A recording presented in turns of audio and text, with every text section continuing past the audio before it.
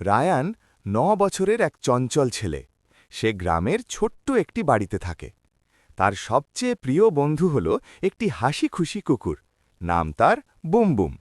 Boom boom সব সময় রায়ানের পাশে থাকে এবং খুব বুদ্ধিমান। একদিন গ্রামের পাড়ায় লাফালাফি দেখতে রায়ান বের হল। সে দেখল রাস্তার ধারে অনেক কাগজ আর আবর্জনা পড়ে আছে। গ্রামের সবাই কাঁদছে, কারো রাস্তা হাঁটতে কষ্ট হচ্ছে। রায়ান বলল, বুমবুম, আমরা কি সবাইকে সাহায্য করতে পারি? বুমবুম লেজ নাড়ল, যেন বলছে, চল।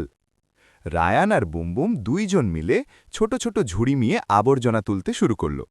কেউ আসলে সাহায্য চাইলে হাসি মুখে বলল, আমরা সব একসাথে ঠিক করে দেব। গ্রামের অন্য বাচ্চারা দেখে অবাক হয়ে বলে, ওরা কি করছে? রায়ান হাত নেড়ে বলল, চলো সবাই মিলে করি, মজা হবে। সবার সাহায্যে ধীরে ধীরে রাস্তা পরিষ্কার হয়ে গেল। পাখিরা আবার গান গাইতে লাগল। শিশুরা আবার খেলতে পারল। গ্রামের মানুষ ধন্যবাদ দিলেন। রায়ান বুমবুমকে জড়িয়ে ধরে বলল, দেখলে বুমবুম, বন্ধু আর একসাথে কাজ করলে সব সম্ভব। সূর্য ডোবা হল। রায়ান আর বুমবুম আনন্দে বাড়ি ফিরল।